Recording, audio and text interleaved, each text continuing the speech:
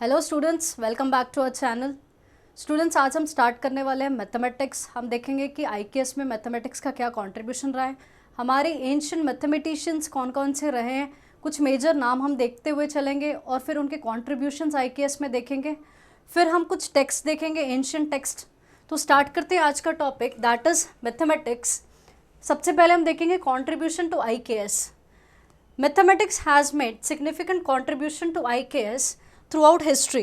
तो हम जब पूरी हिस्ट्री की बात करते हैं तो हम देखते हैं कि मैथमेटिक्स ने बहुत ही ह्यूज कंट्रीब्यूशन दिया है और इसने बहुत सारी फील्ड को इन्फ्लुएंस किया, जैसे कि एस्ट्रोनॉमी हो गई, आर्किटेक्चर हो गया, philosophy and technology. Here is an exploration of its impacts and contribution. तो हम कुछ इम्पैक्ट्स एंड कॉन्ट्रीब्यूशंस की बात करते हैं। तो सबसे पहला पॉइंट हमारे पास क्या है, that is ancient Indian mathematics. जब हम एंशिएंट इंडियन मैथमेटिक्स की बात करते हैं तो इसमें बहुत सारे सब पॉइंट्स हैं। तो पहला जो हमारे पास है that is development of number system. तो जब हम एंशिएंट की बात करेंगे तो सबसे पहले हम क्या बात कर रहे हैं कि किस तरह हमारा नंबर सिस्टम डेवलप हुआ था। इसके अंदर हम दो पार्ट्स पढ़ेंगे, that is decimal system and दूसरा क्या है, प्लेस वैल्यू सिस्टम।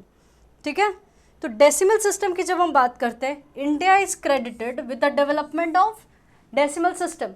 तो डेसिमल सिस्टम का जो डेवलपमेंट का क्रेडिट किसे जाता है, इंडिया को जाता है, including the concept of zero. तो ज़ीरो का जो कॉन्सेप्ट है, जो आर्यभट्टा जी लेकर आए हैं, वो कहाँ आया है, इंडिया से डेवलप हुआ है। इसने बहुत चीज़ों को रेवोल्यूनाइज किया है, जैसे कि रेवोल्यूनाइज किसे किया गया, अरिथमेटिक को एंड मैथमेटिकल नोटेशन ग्लोबली। तो ये सारी चीज़ें क्या मतलब मैथमेटिक्स में यूज़ पे आ रही है। प्लेस वैल्यू सिस्टम की जब हम बात करते हैं तो place value notation enabled efficient computation and complex mathematical operations। तो प्लेस वैल्यू सिस्टम का मतलब क्या होता है, जैसे मान लो 565 है, this is unit place, tens place, 100 place. तो ये क्या प्लेस सिस्टम हम देख रहे हैं। इससे क्या होता है कि जो कैलकुलेशंस होती है वो क्या हो जाती है, आसान हो जाती है। कॉम्प्लेक्स एंड जो मैथमेटिकल ऑपरेशंस है उसको हम प्रॉपरली कैलकुलेट कर पाएंगे, laying the foundation for the advance mathematical development. तो ये क्या बेस दे रहा है, किसे दे रहा है, एडवांस मैथमेटिकल डेवलपमेंट को ये बेस दे रहा है। ठीक है, तो इसमें कुछ समझने वाली चीज़ नहीं है स्टूडेंट्स, आप पढ़ते चले जाओगे ना तो ये मैथमेटिक्स के बहुत सारे आपको टर्म्स देखने को मिलेंगे, तो आप शायद ये हमेशा यूज़ करते होगे। अभी हम इसे मतलब एक स्टेटमेंट के फॉर्म में पढ़ेंगे। ठीक है, तो आई होप आपको चीज़ें धीरे धीरे समझ में आ जाएंगी। तो डेवलपमेंट ऑफ नंबर सिस्टम में हमने देखा कि डेसिमल सिस्टम हमने देख लिया और प्लेस वैल्यू सिस्टम हमने देख लिया। अब हम देखेंगे कि मैथमेटिकल कुछ टेक्स्ट हुए हैं और कुछ स्कॉलर्स के नाम हम देखेंगे। तो पहला हमारे पास क्या है, सुलभा सूत्राज। क्या है, सुलभा सूत्राज। ठीक है, सुलभा सूत्राज की जब हम बात करते हैं, ये क्या है, एक एंशिएंट टेक्स्ट है। एंशिएंट टेक्स्ट लाइक सुलभा सूत्रा, कौन से समय की बात कर रहे हैं हम, 800 से लेकर 500 BC की बात कर रहे हैं। इसमें क्या बताया गया है, इसमें बताया गया है ज्योमेट्री के प्रिंसिपल्स कि किस तरह कंस्ट्रक्ट किया जाता है अल्टार्स एंड फायर पिट्स को। You can see the diagram over here. ये जो आप डायग्राम देख पा रहे हो यही अल्टार्स एंड फायर पिट्स है। मतलब यहाँ पर ये पोर्शन जो आप देख रहे हो ना, this is what is fire pit. ठीक है, demonstrating early application of geometry and algebraic concepts. तो जब हम सुलभा सूत्रा की बात करते हैं तो सुलभा सूत्रा में क्या दिया गया है, ज्योमेट्री के प्रिंसिपल्स दिए गए हैं। ठीक है, तो ज्योमेट्री के जो प्रिंसिपल्स है वो यूज़ करके क्या बनाया जाता था, अल्टार्स एंड फायर पिट बनाई जाती थी। और इससे क्या डेमोन्स्ट्रेट हो रहा है कि जो ज्योमेट्री एंड अलजेब्रिक कॉन्सेप्ट थे वो यूज़ किए जा रहे थे अर्ली समय पे। Then we have Aryabhata and Brahmagupta. अभी हमने देखा कि हम टेक्स्ट प्लस स्कॉलर्स की बात करेंगे।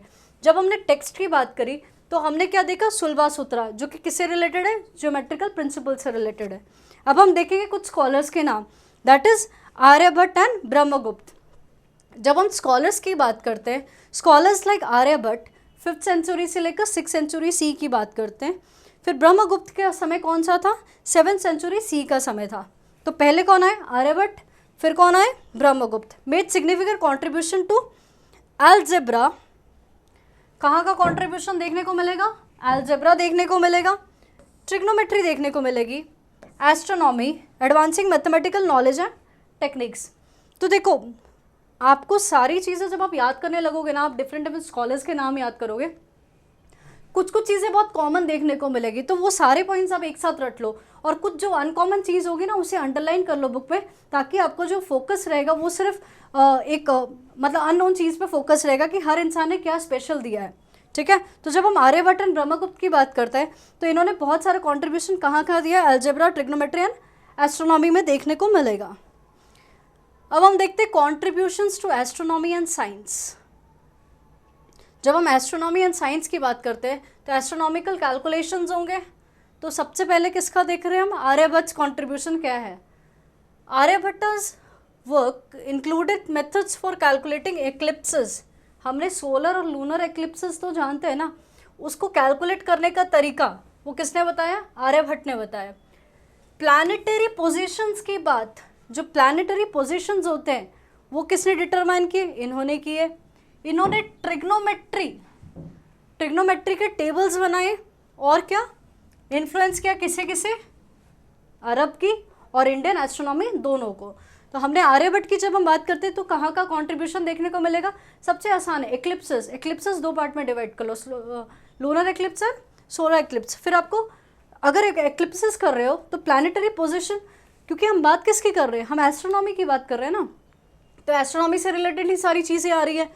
तो एक्लिप्सेस आ गए, प्लैनेटरी पोजीशंस आ गई, फिर ट्रिग्नोमेट्री के कुछ टूल्स टेबल्स होते हैं वो देखने को मिलेंगे। ठीक है, फिर हमारे पास क्या आता है, Siddhantas. Indian astronomical treatises Siddhantas provided detail astronomical calculation. तो ये जो सिद्धांतास है ये क्या प्रोवाइड करता है, ये डिटेल कैलकुलेशन प्रोवाइड करता है, प्लैनेटरी मॉडल्स प्रोवाइड करता है, and methods for predicting celestial events contributing to the development of the calendar system। फिर हमारे पास जो नेक्स्ट पॉइंट आता है that is geometry and architecture. Geometry and architecture में हम देखेंगे दो पार्ट में डिवाइडेड है, दैट इज टेम्पल आर्किटेक्चर और दूसरा क्या है, Sangam literature. Both are very very important, ये तो बहुत ही इंपॉर्टेंट पार्ट है। जब हम ज्योमेट्री एंड आर्किटेक्चर की बात करेंगे तो हम देखते हैं टेम्पल आर्किटेक्चर में कि Indian mathematics applied geometrical principles. जो ज्योमेट्रिक के प्रिंसिपल्स होते थे वो कहाँ पर अप्लाई किए गए, टेम्पल्स की कंस्ट्रक्शंस में, स्कल्पचर्स की कंस्ट्रक्शन में, यूटिलाइजिंग कॉन्सेप्ट सच एज, कौन कौन से कॉन्सेप्ट यूज़ किए गए थे, जैसे कि सिमेट्री हो गया, प्रोपोर्शंस हो गया, ज्योमेट्रिक ट्रांसफॉर्मेशंस हो गई, ये सारी चीज़ें यूज़ की गई थी। कहाँ पर, आर्किटेक्चर वर्क में। किसके आर्किटेक्चर वर्क में, टेम्पल्स एंड स्कल्पचर्स के आर्किटेक्चर वर्क में। तो आप देख रहे हो कि मैथमेटिक्स का यूसेज कहाँ कहाँ हो रहा है। अभी हमने पढ़ा ना कि एस्ट्रोनॉमी में अभी आप देखोगे, फिर आप बहुत जगह इन्फ्लुएंस करते हुए देखा था ना, जहाँ पर हमने एक पहला एस्ट्रोनॉमी पढ़ा था, फिर हमने कहाँ देखा आर्किटेक्चर में भी कुछ चेंजेस देखने को मिलेगी। तो ये कहाँ का इन्फ्लुएंस कर रहा है, मैथ्स आर्किटेक्चर में भी कर रहा है, जिसमें कहाँ है, टेम्पल आर्किटेक्चर में हमने देखा कि ज्योमेट्री का यूसेज हो रहा था। फिर हम देखेंगे एक संगम लिटरेचर। ये कौन सा लिटरेचर है, तमिल संगम लिटरेचर। किस समय में आया था, 3rd सेंचुरी BCE से लेकर 3rd सेंचुरी CE का। Mentions advanced mathematical concepts. अगर हम संगम लिटरेचर की बात करते हैं तो इसमें बहुत सारे एडवांस मैथमेटिकल कॉन्सेप्ट्स दिए गए हैं और geometric constructions used in urban planning and architecture. तो हमने क्या देखा, जो बहुत सारी मैथमेटिकल कॉन्सेप्ट्स है एडवांस लेवल के, वो इस लिटरेचर, ये संगम लिटरेचर में देखने को मिलेंगे। और जो ज्योमेट्रिक कंस्ट्रक्शंस होती है वो कहाँ कहाँ यूज़ की जाती थी, अर्बन प्लानिंग एंड आर्किटेक्चर में यूज़ की जाती थी, वो सारा डिस्क्रिप्शन आपको इसमें मिलेगा। नेक्स्ट टॉपिक हमारा क्या है, फिलॉसफी एंड मैथमेटिक्स। तो हम देखेंगे कि फिलॉसफी एंड मैथमेटिक्स का क्या रिलेशन रहा है। सबसे पहले हमारे पास क्या है, फिलॉसफिकल फाउंडेशंस है, और दूसरा पार्ट क्या है, लॉजिक एंड रीजनिंग है। तो फिलॉसफिकल फाउंडेशंस में हम सबसे पहले क्या देखेंगे, Vedas and Upanishads. I think Vedas and Upanishads के बारे में आपको बहुत डिटेल पता होगा, बस हम इसको मैथमेटिक्स के साथ रिलेट करके अब देखेंगे। Early Indian philosophical text integrated mathematical concepts with cosmological and metaphysical inquiries. तो जो हम देख रहे हैं, हम क्या देख रहे हैं कि जो फिलोसॉफिकल टेक्स्ट होते थे वो किसे किसे इंटीग्रेट कर रहे हैं, मैथमेटिक्स के जो कॉन्सेप्ट्स होते थे, और जो कॉस्मोलॉजिकल एंड मेटाफिजिकल के जो इंक्वायरीज होती थी उसे इंटीग्रेट कर दिया जाता था, ताकि जो एक्सप्लोर कर सके the nature of the infinity. ठीक है, हमने बात करी थी ना, आत्मा की बात करी थी, परमात्मा की बात करी थी। तो ये सारे जो कॉन्सेप्ट्स लगा कर क्या किया जा रहा है कि ये जो क्वेश्चंस होते थे इनका आंसर्स ढूंढा जाता था, जैसे exploring the nature of infinity, फिर ज़ीरो हो गया, फिर द कॉन्सेप्ट्स ऑफ सेल्फ या फिर आत्मन जिसे कहते हैं। Then we have logic and reasoning. Logic and reasoning की जब हम बात करते हैं तो हमारे पास स्कूल ऑफ थॉट कौन से आते हैं? सबसे पहला दिमाग में क्या आता है? न्याय आता है, फिर वैशेषिका आता है। School of Indian philosophy such as Nyaya and Vaisheshika emphasized logical reasoning. तो जब हम ये दोनों स्कूल्स ऑफ थॉट्स की बात करते हैं, हमने पहले भी डिटेल में जब डिस्कस किया था तो हमने क्या देखा था, ये किस पे फोकस करते हैं? लॉजिकल रीजनिंग में फोकस करते हैं। Categorical classification and systematic method of analysis. जब हम इसे एनालाइज करते हैं तो प्रॉपर सिस्टमैटिक वे से एनालाइज करते हैं, एक सीक्वेंस में एनालाइज करते हैं, influencing the development of formal logic. जो आप लॉजिक से रिलेटेड अभी आप वर्ड्स पढ़ रहे हो ना, फॉर्मल लॉजिक हो गया, ये सारा डिस्क्रिप्शन जो है आने वाले जो लेक्चर्स होंगे ना जहाँ पर हम लॉजिक डिस्कस करेंगे वहाँ मैं आपको डिटेल में ये समझाती हुई चलूँगी, ठीक है। Moving to the next part that is modern Indian mathematics. जब हम मॉडर्न इंडियन मैथमेटिक्स की बात करते हैं तो हम तो हम क्या देखते हैं कि क्या कंट्रीब्यूशन रहा है मॉडर्न मैथमेटिक्स में। Contribution to the modern mathematics, सबसे पहला जो पॉइंट है that is Ramanujan's discoveries.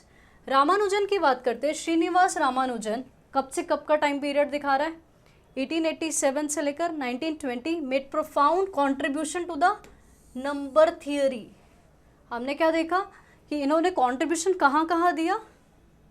Number theory, infinite series and mathematical analysis producing results that continue to inspire contemporary mathematics. तो इन्होंने कुछ कुछ कंट्रीब्यूशन दिए हुए हैं, जैसे कि नंबर थियोरीज़ की जब हम बात करते हैं तो इंटीजर्स से रिलेटेड होगी, ये सारी चीज़ें रिलेटेड आपको नंबर थियोरी में दिखेगी। Infinite series and mathematical analysis भी देखने को मिलेगा। इंडियन मैथमेटिकल कांग्रेस कब फाउंड हुआ था? 1908 में। द इंडियन मैथमेटिकल कांग्रेस क्या प्रमोट किया? Research in mathematics, education and collaboration among mathematicians in India and globally. तो हम क्या देख रहे हैं कि इंडियन मैथमेटिकल कांग्रेस है, ठीक है। कब आई थी? 1908 में आई थी। इन्होंने क्या प्रमोट किया? रिसर्च को, एजुकेशन को और कोलाबोरेशन। कहाँ कहाँ देखने को मिलेगा? जो इंडियन मैथमेटिक्स है एंड ग्लोबल है वो उनका कोलाबोरेशन देखने को मिलेगा, ठीक है। Next part is education and research. जब हम मैथमेटिक्स से रिलेटेड बात करते हैं या उसके एजुकेशन रिसर्च की बात करते हैं तो हमारे इंडिया में बहुत सारे इंस्टीट्यूट्स हैं जहाँ पर रिसर्चेस की जा रही है या फिर जहाँ पर इसके रिलेटेड एजुकेशन दी जाती है। बहुत ही प्रोमिनेंट आपको यूनिवर्सिटीज़ देखने को मिलेगी, आप सभी जानते भी होंगे, जैसे कि TIFR is Tata institute of fundamental research. फिर IIT सबको ही पता होगा, Indian institute of technology and Indian statistical institute जिसे ISI कहते हैं। तो ये सारी जगहों में क्या हो रहा है? मैथमेटिक्स के रिगार्डिंग रिसर्च हो रही है, एजुकेशन प्रोवाइड की जाती है एंड इनोवेशंस रेगुलरली देखने को मिलता है। तो कौन कौन से इंस्टीट्यूशंस हमारे पास मेजर है? That is TIFR, IITs and ISI, ठीक है। अब हम देखते हैं कॉन्ट्रीब्यूशन टू ग्लोबल मैथमेटिक्स, मतलब पूरे ग्लोबली क्या मैथमेटिक्स में कॉन्ट्रीब्यूशन रहा है हमारा, हम वो पढ़ते हैं। Indian mathematician continue to make significant contribution to various branches of mathematics, क्योंकि मैथमेटिक्स में भी बहुत सारे ब्रांचेस होते हैं तो डिफरेंट ब्रांचेस में उन्होंने कंट्रीब्यूट किया है। जैसे कि अलजेब्रा में देखने को मिलेगा जो geometry, number theory and applied mathematics through research, publications and collaborations. तो हमने क्या देखा? कंट्रीब्यूशन टू ग्लोबल मैथमेटिक्स की जब हम बात करते हैं तो हमारे इंडियन मैथमेटिशियन ने ग्लोबली क्या कंट्रीब्यूट किया। हमने देखा कि बहुत सारे different branches that is algebra, geometry, number theory, applied mathematics में डिफरेंट रिसर्च की गई है, पब्लिकेशंस की गई है, कोलाबोरेशंस हुई है। तो ये सारा कंट्रीब्यूशन ग्लोबल मैथमेटिक्स को किया गया है। लास्ट पॉइंट में आते हैं दैट इज़ कंक्लूजन। तो आज का हमारा ये, आज हम लेक्चर को कंटिन्यू रखेंगे, हम ख़त्म नहीं कर रहे लेक्चर को। तो कंक्लूजन में चलते हैं, ये टॉपिक हमारा ख़त्म हो जाएगा तो फिर हम कंटिन्यू करेंगे कंट्रीब्यूशन से related different ancient mathematicians. Conclusion की बात जब हम करते हैं तो mathematics has profoundly shaped the Indian knowledge system from ancient times to present day. जब हम मैथमेटिक्स की बात करते हैं तो हमने देखा ना कि बहुत सारा कॉन्ट्रीब्यूशंस मतलब IKS में हुआ है एंशियंट से लेकर अभी तक। आपको सारे कॉन्ट्रीब्यूशन अभी पता नहीं होंगे, क्योंकि आने वाला जो अभी कंटिन्यूएशन हम करेंगे उसमें हम देखेंगे कि different different mathematicians and contributions क्या हुए, तब आपको समझ में आएगा कि IKS में बहुत सारा कॉन्ट्रीब्यूट हमारे एंशियंट मैथमेटिशियंस ने किया है। जैसे कि न्यूमरल सिस्टम, उसका डेवलपमेंट, एस्ट्रोनॉमी में देखेंगे आर्किटेक्चर, फिलॉसफी और modern scientific advancements.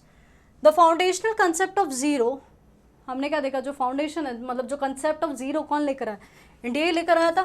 Decimal notation and geometric principles pioneered in India have had a lasting impact on global mathematics and science. जो ये सारी चीज़ें हम इसमें बहुत ही स्ट्रॉन्ग थे और हमने क्या किया, ग्लोबली इम्पैक्ट डाला है किसमें, मैथमेटिक्स एंड साइंस में। As India continues to foster mathematical research and education, its historical contributions serve as a testament to enduring legacy and importance of mathematics in the broader context of human knowledge and progress. तो हम देख रहे हैं कि different mathematical research देखने को मिली है, education देखने को मिली है। तो ये सारी चीज़ें क्या बता रही है कि हमारा मतलब इम्पोर्टेंस क्या है मैथमेटिक्स का, ब्रॉडर कंसेप्ट में बता रहे हैं, context of human knowledge and progress. Next point में हम चलते हैं, that is India's mathematicians and contributions. अब हमारा एक्चुअल टॉपिक स्टार्ट होने वाला, जहाँ पर आपको क्वेश्चन देखने को मिल सकता है कि आप मतलब 5 या 6 मेजर आप मैथमेटिशियंस बताओ एंड उनके कॉन्ट्रीब्यूशंस बताओ। तो this can be your 5 mark question, ठीक है। तो India's mathematicians and their contributions की जब हम बात करते हैं, तो India has a rich history of mathematical achievements, क्योंकि ज़ीरो आप देखोगे, पाई देखोगे, पाई का वैल्यू आप देखोगे एग्जैक्ट 4 डेसिमल प्लेसेस वाला, फिर आपको देखने को मिलेगा पाइथागोरस थ्योरम, वो सारी चीज़ें बहुत पहले हमारे इंडिया में आ चुकी थी। तो इससे क्या पता चल रहा है कि हमारा जो मैथमेटिकल अचीवमेंट था बहुत ही रिच रहा है, ठीक है, with numerous scholars making significant contribution across various branches of mathematics, some of the most famous Indian mathematicians and their noble contributions. तो अब हम एक एक करके देखेंगे कि कौन कौन से फेमस मैथमेटिशियंस हुए हैं एंड उन्होंने क्या क्या कॉन्ट्रीब्यूट किया है, वो हम एक एक करके देखेंगे। बेसिकली इसमें आपको क्या याद रखना है, लोकेशन आपको याद रखनी होगी, ठीक है, फिर बर्थ का time,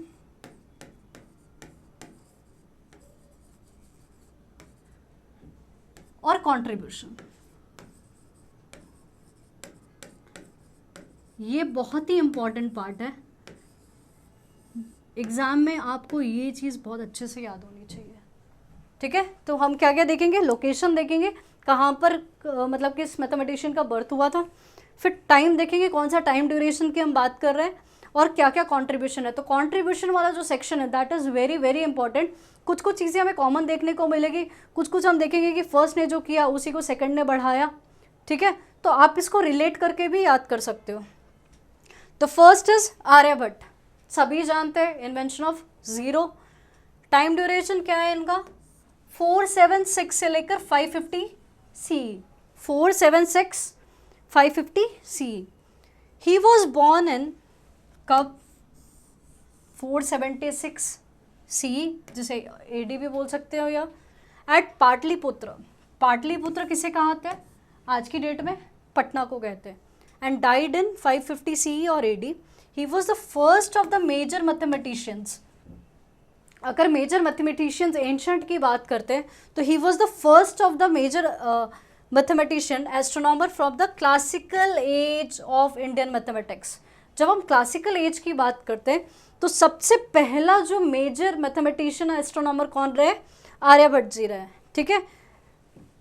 His notable ideas include the explanation of the lunar eclipse।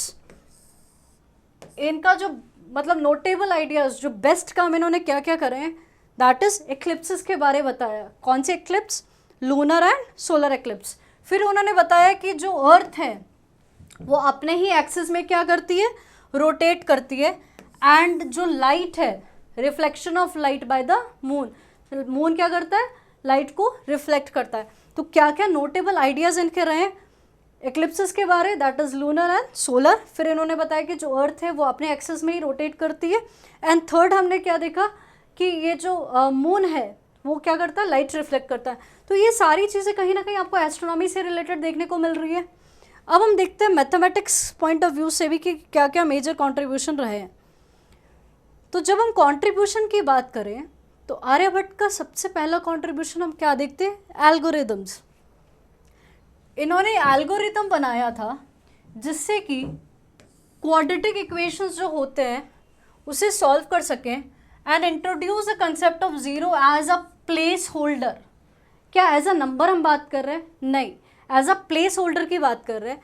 तो आर्यभट्ट ने एक एल्गोरिदम बनाया था जिससे क्या क्वाड्रेटिक इक्वेशन, जब आप मतलब लोअर स्टैंडर्ड्स में पढ़ रहे होंगे, 9th 10th में आपने क्वाड्रेटिक इक्वेशंस किए होंगे, तो आपने देखा होगा कि क्वाड्रेटिक इक्वेशंस को सॉल्व करने का जो तरीका है वो उनके एल्गोरिदम्स इन्होंने बनाया था। फिर इन्होंने बताया था कि जो ज़ीरो है वो as a placeholder invent किया था और उसका कंसेप्ट इन्होंने इंट्रोड्यूस किया था। नेक्स्ट क्या आता है, आर्यभट्ट थ्योरम। तो अभी हमने किसकी बात करी, एल्गोरिदम की बात करी। नेक्स्ट हम किसकी बात करेंगे, थ्योरम की बात करेंगे।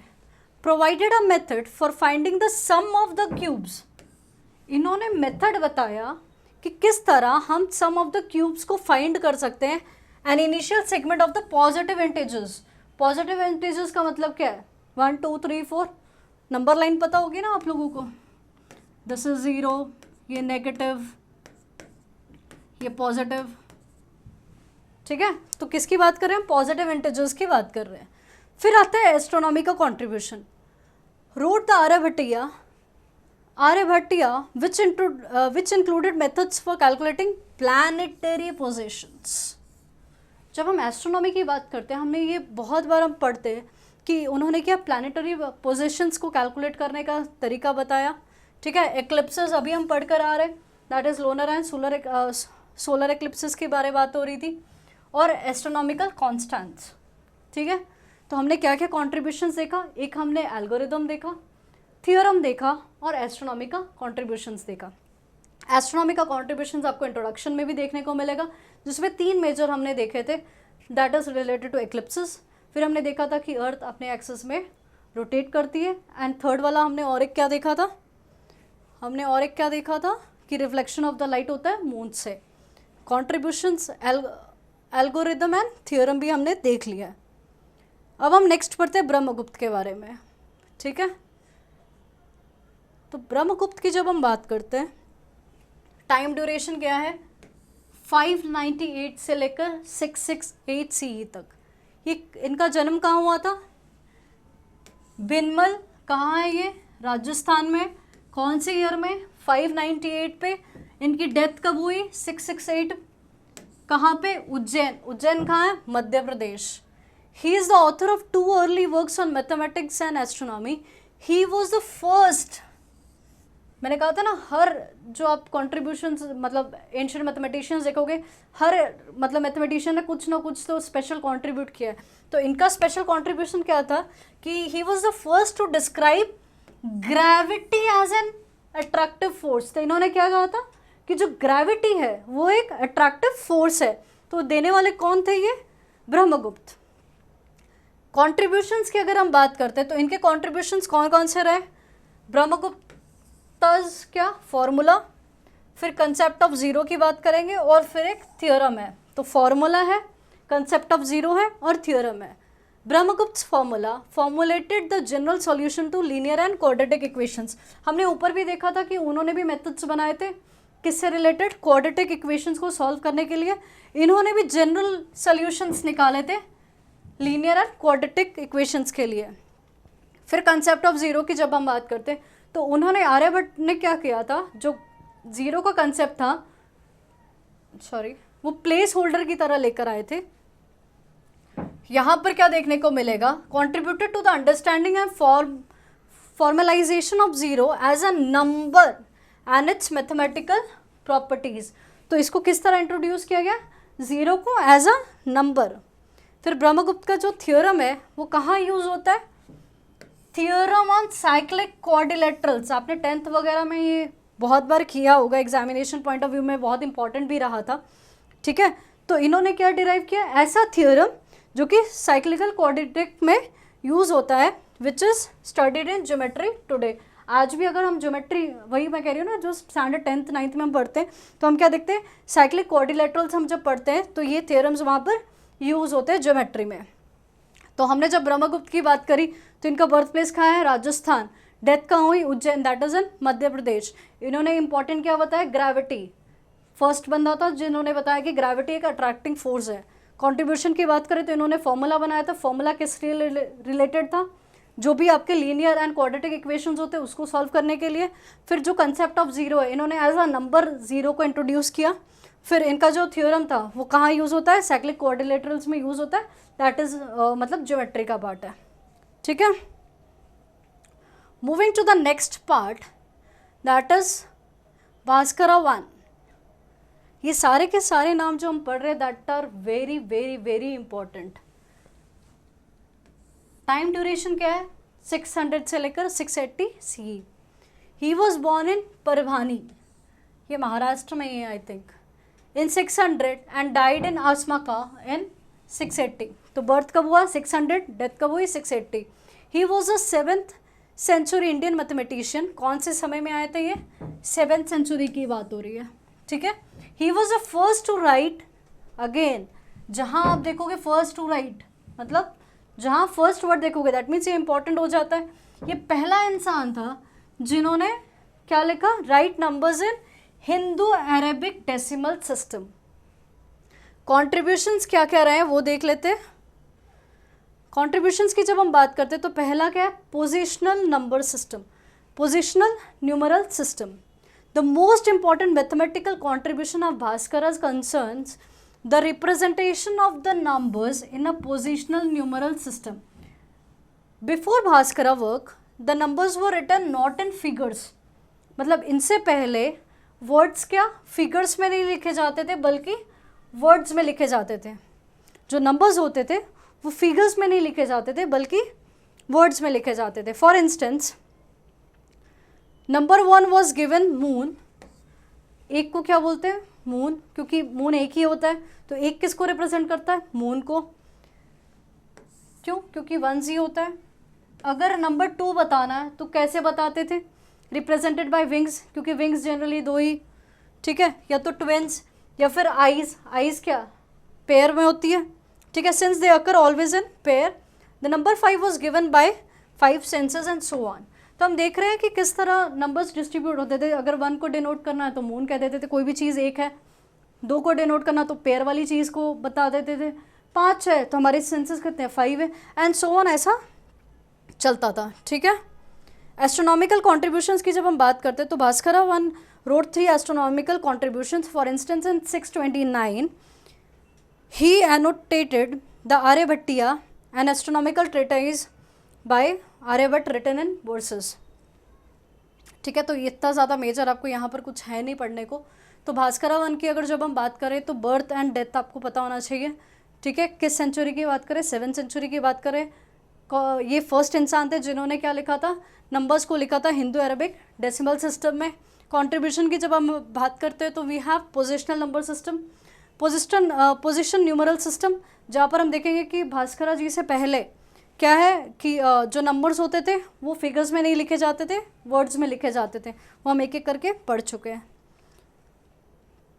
नेक्स्ट हम देखते हैं दैट इज़ महावीरा। महावीरा की जब हम बात करते हैं टाइम ड्यूरेशन क्या है, 817 से लेकर 875 AD की बात कर रहे हैं। Mahavira was born in 817 AD in Mysore and died in 875 AD। Mahavira N Indian mathematician and Jain scholar. तो इंडियन मैथमेटिशियन और जैन स्कॉलर थे। कौन सी सेंचुरी के, 9th सेंचुरी सी की बात हो रही है। Made significant contribution to mathematics. Mathematics ने इन्होंने भी बहुत मेजर कॉन्ट्रीब्यूशन दिया है। कौन से फील्ड में, अलजेब्रा में एंड कंप्यूटेशनल टेक्निक्स में। He authored the important mathematical text. तो इन्होंने जो टेक्स्ट निकाले थे कौन कौन सी थी, गणिता सारा संग्रह, कौन सी, गणिता सारा संग्रह एंड गणिता कौमुदी। ठीक है, तो गणिता सारा संग्रह, गणिता कौमुदी, ये किन की थी, ये महावीर जी की थी। इन्होंने 2 टेक्स्ट मैथमेटिक्स से रिलेटेड निकाले थे। Mahavira's work include advancement in algebraic identities, quadratic equation, again आप देखोगे सब जगह क्वाड्रेटिक इक्वेशन रिपीट हो रहा है, तो solution to the quadratic equation and नए नए methods for solving simultaneous linear equations. तो लीनियर इक्वेशंस भी हमने इससे पहले पढ़ा है। तो कहाँ कहाँ एडवांसमेंट देखने को मिल रही है? अलजेब्रिक आइडेंटिटीज़ में, क्वाड्रेटिक इक्वेशंस को सॉल्व करने का तरीका और साइमल्टेनियसली लीनियर इक्वेशंस जो होती थी उसके नए नए सॉल्व करने के तरीके। His contribution laid foundational principles for later developments in Indian mathematics, influencing subsequent scholars and contributing to the rich tradition of mathematical inquiry into India. तो जब इनकी contributions की बात करते हैं तो इनकी contributions बहुत ही major contributions रही है, ठीक है। इन्होंने बहुत सारे scholars को भी influence किया है और हमारा जो rich traditions है mathematics का, वहाँ पर भी इन्होंने बहुत अच्छा contribution दिया है। Moving to the next point that is Bhaskara 2। तो भास्करा हमने 1 देखा था, अब हम भास्करा 2 देखेंगे। He is also very very important. Time duration की बात करें तो इज़ 1114 से लेकर 1185 सी की बात कर रहे हैं। कहाँ बॉर्न हुए थे? विजयपुरा। कब बॉर्न हुए थे? 1114 और कहाँ डाइड हुए? उज्जैन में। कहाँ? एमपी की बात हो रही है, ये दोनों प्लेसेस कहाँ हैं? एमपी में। He was an Indian mathematician and astronomer who extended Brahmagupta work. तो अभी हम ब्रह्मगुप्त के काम के बारे में चर्चा करते हुए आ रहे हैं। तो इन्होंने क्या किया, जो ब्रह्मगुप्त का काम था उनको एक्सटेंड किया। कौन से काम को एक्सटेंड किया? On number systems. तो हमने क्या देखा, जो ब्रह्मगुप्त का काम था नंबर सिस्टम के ऊपर, उन्हीं को इन्होंने क्या किया? एक्सटेंड किया, बढ़ाया। इनको और एक नाम से जानते थे जिसे कहते हैं भास्कराचार्य। और एक नाम क्या? भास्करा 2 का Bhaskaracharya. This is most famous name. Who became head of the astronomical observatory at Ujjain. This point is very important. Bhaskaracharya कौन बने थे? हेड किसके? एस्ट्रोनॉमिकल ऑब्जर्वेटरी जो उज्जैन में है उनके हेड बने थे। The leading mathematical centre at that time. तो उस समय की बात हो रही है, तब मैथमेटिकल सेंटर जो लीड करता हुआ था वो कौन सा था? यही था, एस्ट्रोनॉमिकल ऑब्जर्वेटरी की बात हो रही है जो उज्जैन में, ठीक है। इनके कॉन्ट्रीब्यूशंस की अगर हम बात करें तो कॉन्ट्रीब्यूशन में भास्करा का फॉर्मूला है, ठीक है, और क्या है? भास्कराज मेथड है और कुछ एस्ट्रोनॉमी की बात है। तो भास्कराज फॉर्मूला की जब हम बात करते हैं, डेवलप्ड अ सॉल्यूशन। सॉल्यूशन किसका? क्वाड्रेटिक इक्वेशन का। And calculating solutions of the simultaneously equations. Simultaneous equations हो गए और क्वाड्रेटिक इक्वेशंस हो गए, इनका सॉल्यूशंस निकालना, उनका फॉर्मूलाज निकाला था इन्होंने। भास्करा का मेथड क्या था? Introduced a method for solving differential equations and made significant contribution to calculus. तो जब हम कैलकुलस की बात करते हैं तो इनका मेजर कॉन्ट्रीब्यूशन अगर आपको याद रखना है तो मेजर कॉन्ट्रीब्यूशन कहाँ रहा है? कैलकुलेशन में, कैलकुलस में। हमने देखा डिफरेंशिएशन, इंटीग्रेशन हम पढ़ते हैं स्टैंडर्ड 11th-12th में, बहुत ही मेजर टॉपिक्स है 11th-12th में। आई होप आप लोग को याद भी होगा जिन्होंने मैथ्स पढ़ा होगा 11th-12th में। तो ये जो कैलकुलस और डिफरेंशियल इक्वेशंस की जो देन है वो किन्होंने दी है? मेथड्स भास्करा जी ने। एस्ट्रोनॉमी की जब हम बात करते हैं, इन्होंने ऑथर मतलब इन्होंने क्या निकाला था? सिद्धांत शिरोमणि, ठीक है, which included studies on planetary motion and eclipses के बारे में बताता है। तो ये बुक का नाम ज़रूर याद रखें, ठीक है। सिद्धांत शिरोमणि किसके ऊपर है? प्लैनेट की जो मोशंस है उनके ऊपर और एक्लिप्सेस की बात करता है। तो भास्करा 2 की जब हम बात करें तो बर्थ प्लेस क्या है? विजयपुरा। डेथ कहाँ हुई है? उज्जैन में हुई है, ठीक है। इन्होंने क्या किया? ब्रह्मगुप्ता का जो वर्क था नंबर सिस्टम का उसको आगे बढ़ाया। इनका दूसरा नाम क्या है? भास्कराचार्य। ये किसके हेड बने? एस्ट्रोनॉमिकल ऑब्जर्वेटरी के हेड बने। कहाँ पर? उज्जैन पे, ठीक है। कॉन्ट्रीब्यूशंस की बात करें तो इन्होंने फॉर्मूला बनाया। क्या फॉर्मूला डेवलप किया? किसके सॉल्यूशन के लिए? क्वाड्रेटिक इक्वेशंस और साइमल्टेनियस इक्वेशंस के लिए। फिर मेथड्स इन्वेंट किए किसके लिए? कैलकुलस के लिए एंड डिफरेंशियल इक्वेशंस के लिए। एस्ट्रोनॉमी की जब बात करते तो इन्होंने क्या ऑथर करी थी? सिद्धांत शिरोमणि, ठीक है, जो कि प्लानिटरी मोशंस के बारे में बात करता है और एक्लिप्सेस के बारे में बात करता है।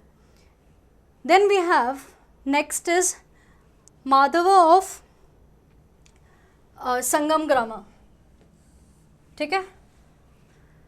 समय क्या है? 1340-1425 सी की बात कर रहे हैं। ही वॉज बॉर्न इन केरला। कहाँ? केरला। 1340 मतलब 1340 एंड डाइड इन 1425 इन कोचिन केरला, मतलब बर्थ प्लेस भी केरला एंड डेथ प्लेस भी कहाँ है, केरला है. He was an Indian mathematician and astronomer who is considered to be the founder of the Kerala school of astronomy. देखो हर जगह हमें एक स्पेशल पॉइंट मिल रहा है ना, तो इन्हें क्या कहा गया, founder of Kerala school and astronomy. किसे कहा गया, माधवा को. And mathematics in late middle ages. Contribution की जब हम बात करते हैं तो that is Madhava series, calculus, mathematical analysis. तो 3 पार्ट में हैं उनके कॉन्ट्रीब्यूशंस. पहला कॉन्ट्रीब्यूशन क्या है, Madhava series. Discovered infinite series expansions, trigonometric functions such as sine, cosine, arc tangent, ये सारी चीज़ें इन्होंने दी थी. फिर कैलकुलस की जब हम बात करते हैं तो फाउंडेशन कैलकुलस का इन्होंने ले किया था. So he laid the foundation for the calculus including the concept of. जब हम कैलकुलस की बात करते हैं तो डेफिनेटली हम डिफरेंशिएशन एंड इंटीग्रेशन की तो बात कर रहे हैं, ठीक है. तो differentiation and integration and Taylor series expansion. तो आई होप कि जिन्होंने वही 11th-12th में पढ़ा होगा तो बहुत ही फेमिलियर वर्ड्स होंगे इनके लिए. तो कैलकुलस का जो फाउंडेशन है वो किन्होंने दिया था, माधवा जी ने दिया था, ठीक है.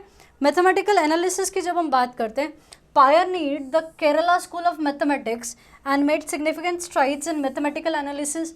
हमने क्या देखा था कि ये केरला स्कूल के फाउंडर हुए. कौन सा स्कूल, जो मैथमेटिक्स एंड एस्ट्रोनॉमी से रिलेटेड था, ठीक है. So he was the founder of the Kerala school of astronomy and mathematics. ये हमने देख लिया है कि cosine, sine and arc tangent के बारे में. कैलकुलस का फाउंडेशन इन्होंने दिया था, ठीक है. फिर next important name is Nilakantha. We have Nilakantha Somayaji, ठीक है. समय क्या है, 1444 से लेकर 1544 सी की बात कर रहे हैं. He was born in Tirur. Tirur कहाँ है, केरला में, 1444 and died in 1544. He was a major mathematician and astronomer. हमें देखोगे ना अक्सर हम मैथमेटिशियन एंड एस्ट्रोनॉमी को साथ में लेकर चलते हैं. तो ये भी कौन रहे, मैथमेटिशियन एंड एस्ट्रोनॉमर रहे of the Kerala school of astronomy and mathematics. जो अभी हम पॉइंट पढ़ते हुए आ रहे हैं, it is the same point. Contributions की अगर हम बात करते हैं तो एस्ट्रोनॉमिकल ट्रीटीजेज इन्होंने दी थी. नीलकंठ का एक थ्योरम है वो दिया था, नीलकंठ थ्योरम, उन्होंने अपना एक थ्योरम दिया था. और मैथमेटिकल एस्ट्रोनॉमी से रिलेटेड कुछ बात हम देखेंगे. तो एस्ट्रोनॉमिकल ट्रीटीजेस की जब हम बात करते हैं, authored Tantrasangraha which extended and elaborated on the planetary model. तो किसकी बात कर रहा है, ये प्लानिटरी मॉडल्स की बात कर रहा है. एंड एस्ट्रोनॉमिकल कॉम्प्यूटेशंस, कैलकुलेशंस किस तरह कर सकते हैं. इन्होंने एक अपना थ्योरम दिया था जिसे कहते हैं Nilakantha's theorem. Developed a geometric theorem for cyclic quadrilaterals. किसके लिए दिया था, जो साइक्लिक क्वाड्रिलेटरल्स होते हैं ना, उसके लिए इन्होंने थ्योरम दिया था जिसे क्या कहते हैं, Neelkanth theorem. This is theorem, ठीक है. तो नीलकंठस थ्योरम किसके लिए यूज होता है, साइक्लिक क्वाड्रिलेटरल्स के लिए यूज होता है, जो कि ज्योमेट्री का पार्ट है. Then we have mathematical astronomy की जब हम बात करते हैं, contributed advance method for calculating planetary positions को कैलकुलेट करने का एडवांस तरीका और लूनर एक्लिप्सेस को कैलकुलेट करने का एडवांस तरीका वो इन्होंने बताया था. तो हमने क्या क्या देखा, नीलकंठस की अगर बात करें तो इनका कॉन्ट्रीब्यूशन कहाँ कहाँ रहा है कि एस्ट्रोनॉमिकल ट्रीटीजेस में रहा. फिर इन्होंने एक थ्योरम दिया that is related to cyclic quadrilaterals. और मैथमेटिकल एस्ट्रोनॉमी की जब बात करें तो इन्होंने एडवांस कैलकुलेशन बताया किसके लिए, planetary positions and lunar eclipses के बारे में. Then we have another name that is Srinivasa Ramanujan. क्या नाम है, श्रीनिवास रामानुजन. टाइम ड्यूरेशन देख लेते हैं, 1887 से लेकर 1920. He was born at Erode, Mysore state, British India. अब कहाँ पर है, तमिलनाडु में. And in 1987 and died in Kumbakonam, Tanjore district, Madras. And this date is wrong. तो हमने क्या देखा, he was born at Erode, ठीक है, जो कहाँ पर है, तमिलनाडु में आज की डेट में. इन वहाँ पर होना चाहिए 1887 होना चाहिए. एंड डाइड इन कुंभकोणम, कहाँ पर है, तंजौर डिस्ट्रिक्ट, मद्रास में. कब, 1920. He was Indian mathematician though he had almost no formal training in pure mathematics. ये कौन थे? इंडियन मैथमेटिशियन ही थे, बट इनको कोई फॉर्मल ट्रेनिंग नहीं मिली थी मैथ्स, प्योर मैथ्स के related. He made substantial contributions in the field of mathematics. इन्होंने बहुत मेजर कॉन्ट्रीब्यूशन दिया है फील्ड ऑफ मैथमेटिक्स में. He was British Indian citizen. तो सिर्फ इंडियन सिटीजन थे? नहीं, ब्रिटिश इंडियन सिटीजन थे.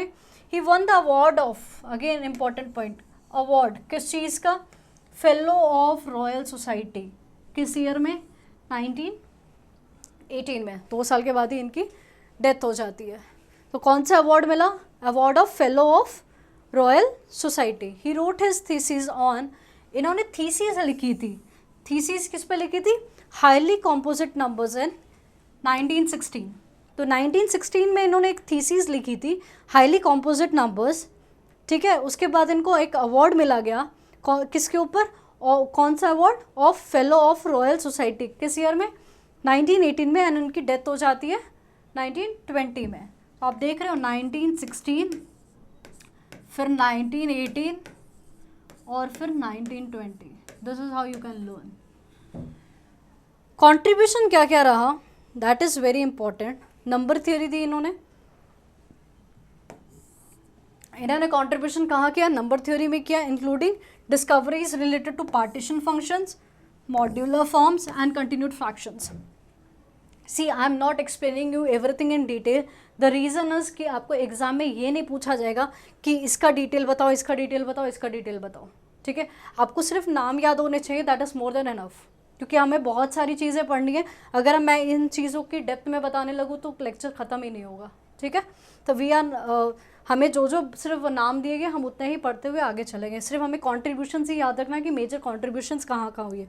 तो सबसे मेजर पॉइंट क्या है? नंबर थ्योरी में दी है. फिर इनफाइनाइट सीरीज़ की बात कर रहे हैं. Discovered numerous identities and infinite series, many of which were rediscovered and validated by modern mathematicians.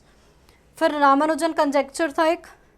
Conjecture क्या था? Propose several conjectures and identities that continue to influence modern mathematical researchers. तो बहुत सारे कंजेक्चर्स मतलब हाइपोथेसिस वगैरह थी जो आज भी मॉडर्न जो मैथमेटिकल रिसर्च है उनको आज भी इन्फ्लुएंस करती है. ठीक है, तो हमने क्या देखा? श्रीनिवास रामानुजन के बारे में कि इनका बर्थ कहाँ हुआ था, डेथ कहाँ हुई थी, इनको कौन सा अवार्ड मिला था, इनकी थीसिस कौन सी थी, कंट्रीब्यूशन कहाँ कहाँ रहे. नंबर थ्योरी में रहा, इनफाइनाइट सीरीज में रहा एंड रामानुजन कंजेक्चर के बारे में बात करी. अब बात करते हैं सी आर राव की. सी आर राव का टाइम ड्यूरेशन क्या देखने को मिलता है? 1920 से लेकर 2023 तक. कल्याणपुडी राधाकृष्ण राव नाम, Kalyampudi Radhakrishna Rao. So this is C R Rao was an Indian American. तो अभी हम क्या पढ़ गए हैं? British, Indian British. अभी क्या पढ़ रहे हैं? Indian American mathematician and statisticians हुए थे.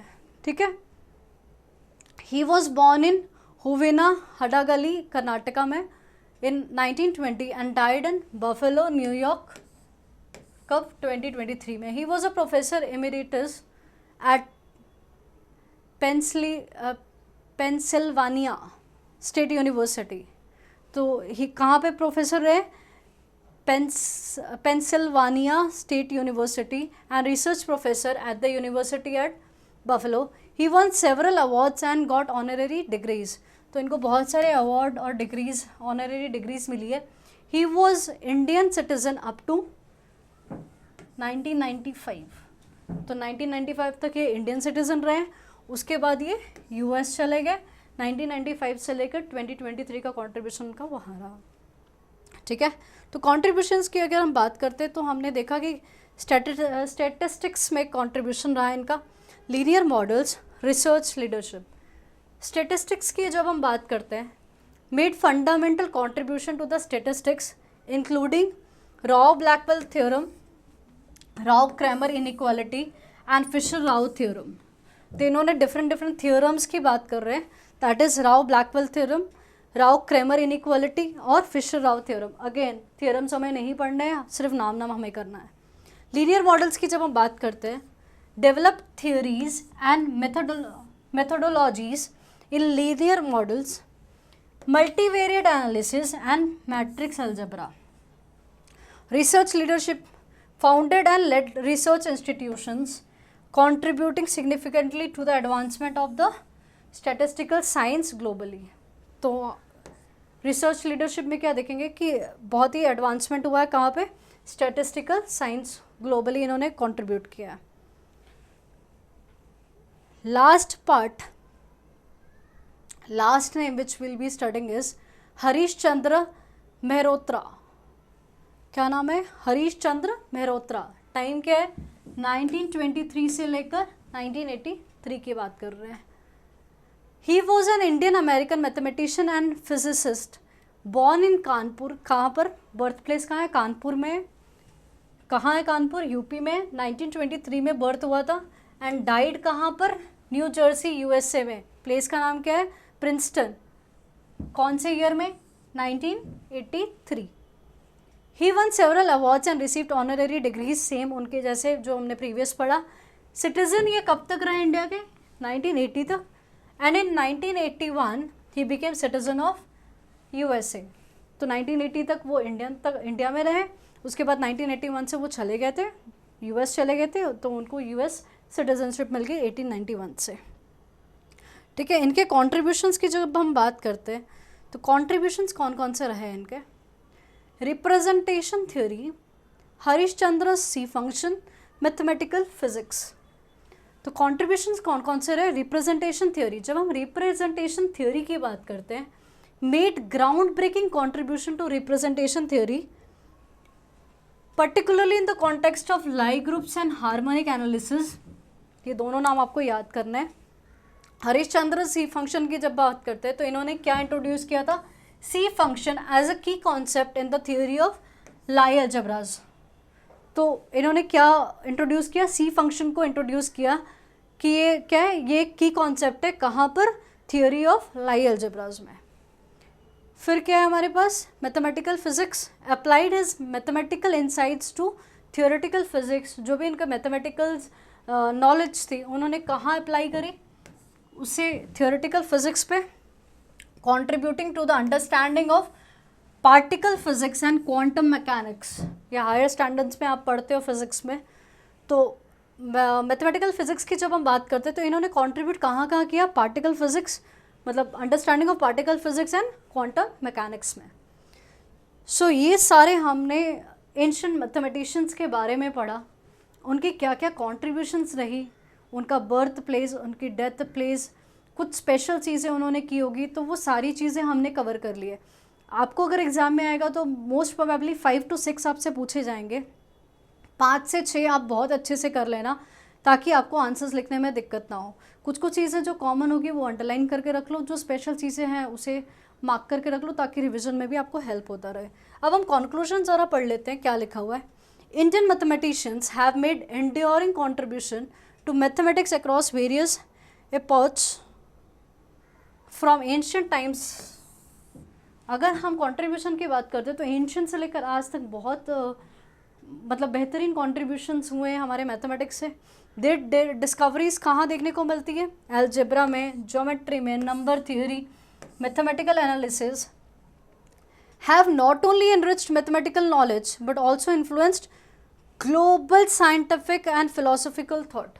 तो ये जो कंट्रीब्यूशन हम देख रहे हैं, हमने ज्योमेट्री में कंट्रीब्यूशन देखा, हमने अलजेब्रा में कंट्रीब्यूशन देखा, नंबर थ्योरी में देखा, तो ये सारे क्या हमारी सिर्फ मैथमेटिकल नॉलेज को बढ़ा रहा है? नहीं, ये इन्होंने मतलब ग्लोबली भी इन्फ्लुएंस किया है साइंटिफिक एंड फिलोसफिकल थॉट को. The legacy of Indian mathematicians continues to inspire current research.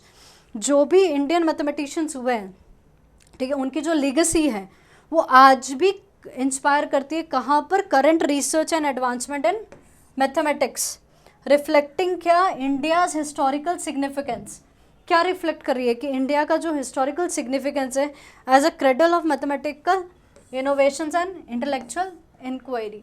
तो हमने देखा कि बहुत सारे मेजर कॉन्ट्रीब्यूशंस किए हैं एंशिएंट मैथमेटिशियंस ने, और आज की डेट में भी उस सारी चीज़ों को यूज़ करके और रिसर्च एंड इनोवेशंस करने की कोशिश की जा रही है. हमने डिफरेंट यूनिवर्सिटीज़ भी बीच में देखी थी कि कौन कौन सी डिफरेंट यूनिवर्सिटीज़ एंड कॉलेजेस है जहाँ पर मैथमेटिक्स से रिलेटेड एजुकेशन दी जा रही है, रिसर्च किया जा रहा है, इनोवेशंस हो रही है. ठीक है. So we have covered the entire topic.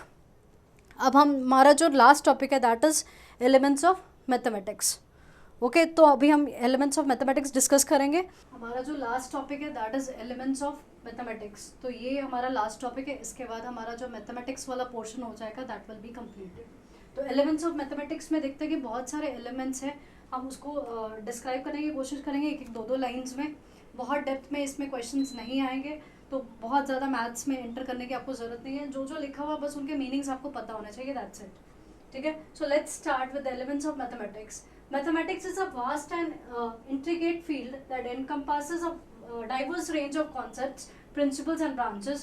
कुछ fundamental elements of mathematics है, जैसे कि numbers and arithmetic की जब हम बात करते हैं तो we have natural numbers, rational numbers, real numbers and complex numbers। ठीक है, तो नेचुरल नंबर्स की जब हम बात करते हैं तो सबको पता होगा नेचुरल नंबर कहाँ से स्टार्ट होते हैं, 0 से स्टार्ट होते हैं या 1 से स्टार्ट होते हैं। अगर 0 से स्टार्ट होते हैं तो वो हम होल नंबर्स कहते हैं, but we are talking about the natural numbers. That means ये 1 से स्टार्ट होगा, 1 2 3 4 एंड ये ऑन गोइंग रहेगा। दैट मीन्स ये इन्फिनिटी तक जा सकता है, राइट। तो इसे हम क्या कहते हैं, काउंटिंग नंबर्स कहते हैं। तो नेचुरल नंबर्स की जब हम बात करते हैं तो these are counting numbers, 1 2 3 4 and so on, dotted आप देख सकते हो। दैट मीन्स ये इन्फिनिटी तक होते हैं। ठीक है, नेक्स्ट पॉइंट इज इंटीजर्स। जब हम इंटीजर्स की बात करते हैं तो स्टूडेंट्स आप सब ने एक नंबर लाइन जरूर देखी होगी हमें स्कूल लाइफ में। आपने कुछ पॉजिटिव पॉइंट्स देखे होंगे इसके और कुछ नेगेटिव देखा होगा। तो इंटीजर्स किसे बोलते हैं, includes all whole numbers. Whole numbers मतलब 0 से हम लेंगे, पॉजिटिव, नेगेटिव एंड 0। मतलब ये सेक्शन भी आ जाएगा विच इज नेगेटिव, ये सेक्शन भी आ जाएगा और ये जो देख रहे हैं ये भी आ जाएगा। ठीक है, so includes all whole numbers, positive, negative and 0। जैसे कि आप देख रहे हो, तो और एक चीज आप देख सकते हो कि ये भी इन्फिनिटी तक जाता है और ये सेक्शन भी इन्फिनिटी तक जाएगा। ठीक है, तो हमारे पास क्या हो गए, इंटीजर्स की जब हम बात करते हैं तो हमारे पास एक पॉजिटिव इंटीजर्स होते हैं और एक नेगेटिव इंटीजर्स देखने को मिलेंगे। पॉजिटिव इंटीजर्स इन्फिनिटी तक जा सकते हैं, नेगेटिव भी अगर बात करें तो उसकी भी कोई सीमा नहीं है। I hope this is very clear to you all. Next is rational numbers की बात करेंगे। जब भी हम रैशनल नंबर्स की बात करेंगे तो हम फ्रैक्शन की बात करेंगे, जैसे p/q। किसी भी चीज को अगर इस टर्म में हम लिख सकते हैं, ठीक है, तो उसे क्या कहते हैं, रैशनल नंबर्स, प्रोवाइडेड ये 0 नहीं होना चाहिए। मतलब ये जो q है ये 0 नहीं होना चाहिए। Numbers that can be expressed as a fraction of two integers where denominator is not 0। मैंने वही बोला ना कि आपका ये जो q है that means denominator जो है आपका 0 नहीं होना चाहिए। that means आप 1/2, 2/3 ऐसे लिख सकते हो, राइट। मतलब क्या है, जो आपका डिनोमिनेटर सेक्शन है वो आपका 0 नहीं होना चाहिए। रियल नंबर्स की जब हम बात करते हैं, ऑल रैशनल, अभी हमने डिस्कस किया रैशनल नंबर्स, और जो भी इरैशनल नंबर्स होते हैं वो दोनों which include decimal expansion that do not repeat और टर्मिनेट। तो रियल नंबर्स कौन से होते हैं, वो सारे irrational numbers and irrational numbers जो कि डेसिमल एक्सपेंशन में हम इंक्लूड करते हैं, जो रिपीट नहीं होते या टर्मिनेट नहीं होते। नेक्स्ट आता है complex number. Complex number, the numbers of the form, ये आपको फॉर्म दिया हुआ है a+b, आई का मतलब होता है आयोटा या इमेजिनरी भी बोलते हैं आप इसे, या इसे इमेजिनरी भी बोल सकते हैं। Where a+bia plus bia plus bi, where triple a and triple b are real numbers। तो ये जो देख रहे हो ना, ये क्या है, ये सारे रियल नंबर्स है। और ये वाला जो पोर्शन देख रहे हो, ये वाला, ये क्या है, इमेजिनरी यूनिट है। ठीक है, moving to the next part, algebra के पार्ट में चलते हैं। अलजेब्रा के एलिमेंट्स कौन कौन से मैथमेटिक्स से रिलेटेड वो देखते हैं। Variables and expressions. वेरिएबल्स किसे कहते हैं, जो चीज़ वेरी करती है, जो चीज़ चेंज होती है, उसे ही हम वेरिएबल्स बोलते हैं। ठीक है, और एक्सप्रेशंस क्या होते हैं, कोई चीज़ हमें नहीं पता है, कोई चीज़ अननोन है, तो हम उसे एक्सप्रेस कर सकते हैं ना।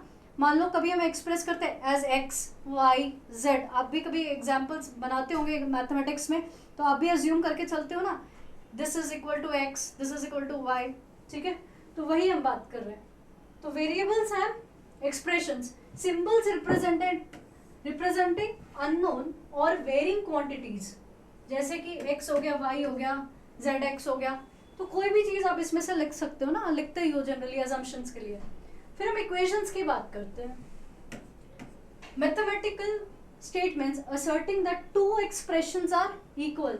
तो ये क्या बता रहा है कि दो एक्सप्रेशंस क्या होते हैं, इक्वल होते हैं। ठीक है, इक्वेशंस को हम ऐसे भी लिख सकते हैं और भी हम तरीके से लिख सकते हैं। मान लो x square plus 2x plus 3 is equal to 0 लिख सकते हैं। ये भी हमारा क्या हो गया, ये भी एक एक्सप्रेशन है। ठीक है, इनइक्वालिटीज की जब हम बात करते हैं, ऊपर हमने क्या देखा, एक्सप्रेशंस क्या हो रहे हैं, इक्वल हो रहे हैं। जब हम इनइक्वालिटीज की बात करेंगे that means it is not equal to, मतलब क्या, ग्रेटर देन हो सकता है, लेस देन हो सकता है, ग्रेटर देन इक्वल टू हो सकता है, लेस देन इक्वल टू हो सकता है। Mathematical statements indicating the relative size of two expressions, आप क्या देख रहे हो, x is greater than 3x, greater than 3x, greater than 3। ठीक है, मतलब क्या है, ये इक्वल नहीं है, यही डिनोट कर रहा है ना। Functions, relations that map each element of set domain to exactly one element of another set range। तो अगर फंक्शंस की बात करें तो आपने देखा होगा फंक्शंस हम किस तरह लिखते हैं, इस तरह कुछ लिखते हैं। मान लो यही एग्जांपल ले लेते हैं, x square plus 2x plus 3, ये हमने फंक्शन एक ले लिया। ठीक है, अब हम क्या है, डोमेन और रेंज की बात करें। आप इसको ना एक मशीन की तरह समझो, इसको समझो एक मशीन। ठीक है, डोमेन को हम समझते हैं इनपुट, मतलब इनपुट, और रेंज को आप समझो आउटपुट। ये है रेंज और ये हो गया आउटपुट। मान लो हमने x की वैल्यू जो है वो कितनी लगा दी, 1, मतलब हमने जो इनपुट दिया दैट इज डोमेन, हमने क्या दिया, 1। ये मशीन है, ये काम कर रहा है, प्रोसेस करेगा। तो दिस इज 1 का स्क्वायर प्लस 2 इंटू 1 प्लस 3, तो क्या हो गया, 1 का स्क्वायर इज 1 प्लस 2 प्लस 3, कितना हो गया, 6। तो हमारा जो आउटपुट है, मतलब रेंज क्या हो गया हमारी, 6। तो यही होता है, ये है डोमेन, आउटपुट, इनपुट हो गया आपका डोमेन, आउटपुट हो गया रेंज, और जो हमारा फंक्शन का काम है that is a kind of machine. I hope this is very clear to you. Moving to the next part, geometry की अगर हम बात करते हैं, पॉइंट्स, लाइंस एंड प्लेन्स। जहां मैं खड़ी हूं, ये क्या एक पॉइंट हो गया। ठीक है, मतलब अगर मैं मैथ्स में बात करूं तो इसे क्या बोलते हैं, पॉइंट बोलते हैं। मैं जहां खड़ी हूं और कैमरा जहां है, इसका जो डिस्टेंस है उसे क्या हम बोलेंगे, लाइन बोलेंगे। मतलब दो पॉइंट को जो जोड़ रहा है इसे क्या बोलेंगे, हम लाइन बोलेंगे, राइट। प्लेन की जब हम बात करते हैं, आप लोगों ने ग्राफ तो बनाया होगा, this is x axis, this is y axis, y dash x dash, तो इसे क्या हम बोलते हैं, plane, right. Points, lines and planes, basic elements in space that have no size but define क्या डिफाइन कर रहा है, ज्योमेट्रिक फिगर्स को। फिर हम शेप्स की बात करते हैं। आपने देखा होगा 2D 3D हम बहुत यूज करते हैं ये words, 2 dimensional figures, 3 dimensional figures. तो ये क्या है, जैसे सर्कल की अगर हम बात करें तो सर्कल 2D होता है, बट अगर वही हम स्फीयर की बात कर ले तो 3D हो जाता है। जैसे कि मान लो यहाँ पर 2D किसे बोलेंगे, एक्स और वाई को। ठीक है, यहाँ पर कुछ है तो क्या बोल रहे हैं हम, 2D बोल रहे हैं। अगर मान लो यहाँ से हम z निकाल दे, ठीक है, तो अब क्या हो जाएगा, 3 डायमेंशनल हो जाएगा, ये 3D हो जाएगा। 4 डायमेंशनल भी होता है, 4 डायमेंशनल की अगर हम बात करें तो टाइम इंक्लूड हो जाता है। ठीक है, ऐसे हम नेक्स्ट हम क्या देखते हैं, एंगल्स एंड सिमेट्री को देखते हैं। एंगल्स की जब हम बात करते हैं, एंगल्स की अगर हम बात करें तो हमारे पास क्या है, मान लो 2 लाइंस है। ठीक है, 2 लाइंस जहां इंटरसेक्ट कर रही है उसे क्या बोलते हैं, एंगल बोलते हैं। अब ये देखो, ये परपेंडिकुलर है तो ये एंगल क्या हो गया, 90 डिग्री हो गया, ये हो गया एंगल। सिमेट्री की जब बात करते हैं तो एक जैसा होगा, दूसरा एकदम सेम टू सेम दिखेगा, मतलब शेप से, ये साइज से सेम दिखेगा। फॉर एग्जाम्पल मान लो ये आपने एक स्क्वायर बनाया और इसको बीच से हाफ कर दिया, तो आप जब फोल्ड करोगे तो देखो ये बिल्कुल सेम हो गया, ठीक है। ये जैसे रहेगा वैसे ही ये भी सेक्शन होगा, ठीक है। सो this is what is called symmetry. So angles in symmetry देख लेते हैं। Measures of the inclination between two intersecting lines, जो हमने देखा ये दो इंटरसेक्टिंग लाइंस हमने देखी, इसके बीच के एंगल्स को, बीच के सेक्शन को क्या बोल रहे हैं, एंगल बोल रहे हैं। And the balance and harmony of the figures respectively. Next आता है हमारा कैलकुलस। कैलकुलस की जब हम बात करते हैं तो हमारे पास तीन चीजें आती है, that is differentiation, integration and limits की बात हो रही है। डिफरेंशिएशन का मतलब होता है किसी चीज को रिड्यूस करना, उसे ही बोलते हैं differentiation. The process of finding the rate at which quantities change, तो किस रेट से क्वांटिटी जो चेंज हो रही है उसी रेट को हम क्या बोलते हैं, डिफरेंशिएशन बोलते हैं। इंटीग्रेशन की जब हम बात करते हैं, इंटीग्रेशन मतलब होता है किसी चीज को इंक्रीज करना, उसे बोलते हैं integration. The process of finding the accumulation of quantities over a range, तो एक रेंज में क्वांटिटीज कितनी एक्यूमुलेट हुई है उसी को हम क्या कहते हैं, इंटीग्रेशन कहते हैं। तो ये दोनों बहुत ही वास्ट टॉपिक है जो हमारे सिलेबस में नहीं है, ये बेसिकली साइंस वालों का काम है। कॉमर्स वालों के लिए इतना डेप्थ जाने की कोई मतलब नहीं बनता, क्योंकि हमें एग्जाम में पूछा भी नहीं जाएगा। सो अपना माथा मत खराब करना, अपना सर यहाँ पर मत फोड़ना कोई, ठीक है। सिर्फ वर्ड पढ़ते चले जाओ और आगे बढ़ते चले जाओ। फिर आती है लिमिट्स की बात। The concept of approaching a value as closely as possible. आपने कभी लिमिट कहीं पर लिखा हुआ देखा होगा, ऐसा लिखा होता है, तो इसका मतलब क्या होता है, limit tends to be zero, मतलब अप्रोच क्या कर रही है, जीरो कर रही है, ठीक है। ऐसे ही जैसे हम लोग प्रीवियसली इक्वेशन दिया था, उसमें आप ये फॉर्मूला डाल के आप उसको आगे प्रोसीड कर सकते हो। तो एक्चुअल लिमिट का मतलब क्या होता है, concept of approaching a value as closely as possible. Next हमारे पास आता है that is probability and statistics. जब हम प्रोबेबिलिटी की बात करते हैं तो किसी चीज का होना मतलब सर्टेनिटी, और किसी चीज का नहीं होना, ठीक है, यही प्रोबेबिलिटी बताती है। कोई चीज सर्टन है तो 1 कहलाती है, अगर अनसर्टन है तो 0। बारिश हो रही है या नहीं हो रही है, अगर 100% हो रही है तो वो सर्टन है, दैट मीन्स प्रोबेबिलिटी क्या हो जाएगी, 1 हो जाएगी, ठीक है। Probability the likelihood of an event occurring ranging from 0, मतलब हो ही नहीं सकता, impossible, and to 1 that is certain, मतलब 100% ये होगा। तो प्रोबेबिलिटी की अगर हम रेंज की बात करें तो ये कहाँ है, 0 से 1 की तरफ, ठीक है। और स्टैटिस्टिकल मेथड्स की जब हम बात करते हैं, सो स्टैटिस्टिकल मेथड्स में हमारे पास क्या क्या होता है, measures of central tendency and dispersion. Measures of central tendency की जब हम बात करते हैं तो आपने देखा होगा सेंट्रल टेंडेंसी में क्या क्या आता है, मीन आता है, मीडियन आता है, मोड आता है। अब मीन में ज्योमेट्रिक मीन, हार्मोनिक मीन, ठीक है। तो ये सारी की सारी चीजें कहाँ आती है, सेंट्रल टेंडेंसी के अंदर आती है। ये सारे के सारे मेजर्स कौन से हैं, सेंट्रल टेंडेंसी के। डिस्पर्शन की अगर हम बात करें तो ये range, quartile deviation, mean deviation, standard deviation, ये सारी की सारी टॉपिक किससे रिलेटेड है, डिस्पर्शन से रिलेटेड है। मतलब वेरिएबल्स कितने डिस्पर्स है, कितने दूर है। और सेंट्रल टेंडेंसी क्या बताता है कि कितनी सेंटर में चीजें हैं, वो उसके बारे में बताता है। जैसे अगर हम मीन निकालते हैं किसी चीज का तो हम क्या करते हैं, सारी चीजों को ऐड करके डिवाइड बाय नंबर करते हैं, तो उससे क्या पता चलता है, हमें मीन पता चलता है कि मिडिल वाला नंबर कौन सा है। वो हमें कहाँ से पता चलेगा, मीडियन से पता चलेगा, ठीक है। तो ऐसे मोड का मतलब क्या होता है, जो मैक्सिमम टाइम आपको चीजें देखने को मिल रही है, जिसकी फ्रीक्वेंसी सबसे ज्यादा है, दैट इज मोड। रेंज की बात करें तो हाईएस्ट माइनस लोवेस्ट, उसी को बोलते हैं रेंज। ऐसे क्वार्टाइल डेविएशन, मीन डेविएशन और स्टैंडर्ड डेविएशन। स्टैंडर्ड डेविएशन का बहुत काम होता है, मैथ्स में हो गया, स्टैटिस्टिक्स में हो गया, ठीक है। Moving to the next part that is logic and proof. Logical reasoning हम अगली क्लास में करेंगे, वहां पर हम देखेंगे कि लॉजिक्स कहाँ कहाँ किस तरह यूज़ किए जाते हैं। जैसे कि दो स्टेटमेंट्स होते हैं जिसको प्रेपोजिशंस बोला जाता है, फिर उसके हिसाब से दो स्टेटमेंट के हिसाब से हम जो कंक्लूजन निकालते हैं, ठीक है। तो जैसे कि फॉर एग्जांपल ऐसे दो स्टेटमेंट्स होते हैं, ठीक है, और ये हो गया कंक्लूजन, तो इसे बोला जाता है प्रेपोजिशन बोलो या स्टेटमेंट्स बोलो। इसके बिहाफ में क्या किया जाता है, कंक्लूजन को निकाला जाता है। और ये दोनों को मतलब स्टेटमेंट प्लस कंक्लूजन, ये दोनों को क्या बोला जाता है, आर्ग्यूमेंट बोला जाता है। अब आर्ग्यूमेंट की बात करें तो आर्ग्यूमेंट वैलिड या इनवैलिड भी हो सकता है, और अगर मैं prepositions या फिर statement की बात करूँ, ये ट्रू या फॉल्स हो सकते हैं. तो entire thing we will be discussing in the next lecture जब हमारा लॉजिक से रिलेटेड बात होगी. Then we have proof. Proof की जब हम बात करें तो पाइथागोरस थ्योरम सबको पता होगा.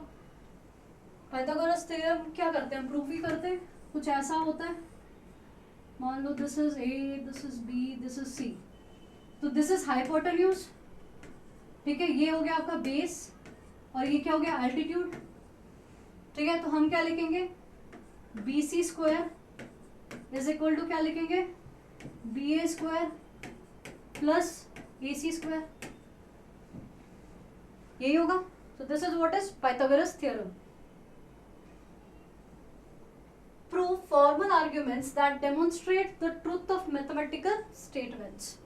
फिर आता है नंबर थ्योरी. नंबर थ्योरी में सबसे पहला पॉइंट हम देखेंगे तो क्या है हमारे पास, प्राइम नंबर्स. प्राइम नंबर्स क्या होते हैं, जो 1 से डिवाइड होते हैं या अपने आप से डिवाइड होते हैं. ठीक है, numbers greater than 1 that have no divisors other than 1 and themselves. जैसे कि मतलब या तो डिवाइजर 1 होगा या फिर वो खुद होगा. जैसे कि हम ले सकते हैं 5 ले लो, 7 ले लो, 13 ले लो, 19 ले लो. ये सारे क्या है, ये सारे प्राइम नंबर्स हो गए. फिर है मॉड्यूलर अरिथमेटिक. मॉड्यूलस आपने सबने मॉड आपने सुना होगा, कुछ ऐसा होता है. ठीक है, ब्रैकेट के अंदर रखा जाता है. ये दो स्ट्रेट लाइंस होती है इसके अंदर. इसका मतलब क्या होता है कि ये नेगेटिव साइंस नहीं लेता है. मतलब क्या, आंसर हमेशा आपका पॉजिटिव साइन होगा. मॉड्यूलस का मतलब यही होता है, इग्नोरिंग द नेगेटिव साइन, मतलब आंसर आपका पॉजिटिव होगा. Arithmetic in which numbers wrap around after reaching a certain value, modulo operation. फिर है Diophantine equation, equations involving integer solutions. इसमें क्या होता है, इंटीजर सॉल्यूशंस दिए जाते हैं. मतलब Diophantine equations, equations involving integer solutions. Applied mathematics. Applied mathematics की जब हम बात करते हैं, we have mathematical modelling. Using mathematics to describe and predict real world phenomena. तो मैथमेटिकल मॉडलिंग क्या होती है, जो अब हम ये यूज करके हम क्या कर सकते हैं, हम डिस्क्राइब कर सकते हैं या प्रेडिक्ट कर सकते हैं जो भी रियल वर्ल्ड फेनोमेनन होते हैं. जैसे कि वेदर फोरकास्टिंग हो गया, ट्रैफिक हो गया. ठीक है, operation research. Operations research optimisation techniques use to improve decision making process. मतलब मैथमेटिक्स को यूज करके, मैथमेटिकल सिस्टम को यूज करके हम बेटर से बेटर प्रॉब्लम को सॉल्व कर सके, उसे क्या कहते हैं, ऑप्टिमाइजेशन टेक्निक कहते हैं. तो ऑप्टिमाइजेशन टेक्निक को हम यूज करके क्या कर सकते हैं, बेटर डिसीजन ले सकते हैं, प्रॉब्लम को अच्छे से सॉल्व कर सकते हैं. Mathematics in engineering, physics and economics, application of mathematical principles to solve problems in these field. तो हमने देखा कि मैथमेटिक्स का यूसेज इंजीनियरिंग में भी होता है, फिजिक्स में भी होता है, इकोनॉमिक्स में भी बहुत जगह पे मैथमेटिक्स हम यूज़ करते हैं. इकोनॉमेट्रिक्स एक सब्जेक्ट ही है जहाँ पर मैथमेटिक्स से सारी रिलेटेड चीज़ें ही होती है उसमें. Then we have discrete mathematics. Discrete mathematics की बात करें तो कॉम्बिनेटोरिक्स की बात करते हैं. The study of counting, arrangement and combinations of object. Graph theory. Graph theory आप लोगों ने स्कूल में सबने ही पढ़ी होगी. The study of graph, which consists of vertices, nodes and edges connections between the two nodes. For example,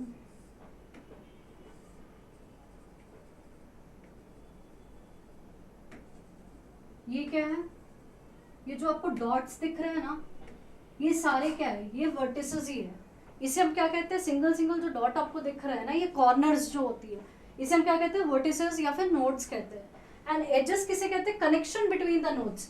मतलब ये और ये जो कनेक्ट हो रहे हैं ना, ये जो लाइन आपको दिख रही है, इसे क्या कहते हैं, हम एजेस कहते हैं.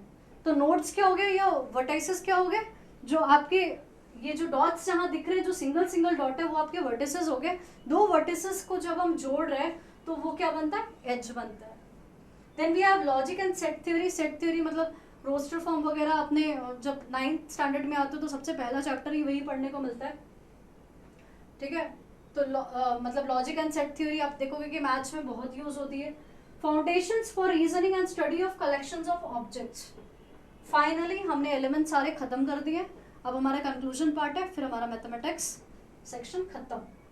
कंक्लूजन में आते हैं, mathematics is essential to understand the structure and pattern of the universe. जब अगर हमें यूनिवर्स को समझना है, उसके स्ट्रक्चर, उसके पैटर्न को समझना है, तो मैथमेटिक्स को समझना बहुत ही ज़रूरी है। It provides a universal language for expressing relationships. तो ये क्या है, एक यूनिवर्सल लैंग्वेज है कि सारे वो चीज़ को समझ सकते हैं, मतलब जो रिलेशनशिप्स होती है मैथमेटिक्स के थ्रू हम समझ सकते हैं, प्रेडिक्शंस लगा सकते हैं and solving problems across various discipline. अभी हमने देखा था ना, प्रोबेबिलिटी की बात कर रहे थे, क्या प्रेडिक्शंस ही लगा रहे थे। Whether exploring the depth of the theoretical concept or applying practical methods in real world scenarios, mathematics remain a cornerstone of human knowledge and achievement. अगर हम मैथमेटिक्स की बात करें, वो थियोरेटिकल वेज की बात करें या फिर हम प्रैक्टिकल की बात करें, दोनों की दोनों चीज़ें ही इंपॉर्टेंट है, ठीक है। दोनों की दोनों चीज़ें ही ह्यूमन नॉलेज एंड अचीवमेंट को क्या करती है, इंक्रीज करती है, उन्हीं के बेटरमेंट के लिए होती है, ठीक है। That was all about today's class. We'll meet you in another class with a new topic. I hope logics हम स्टार्ट करेंगे in the next class. Thank you so much.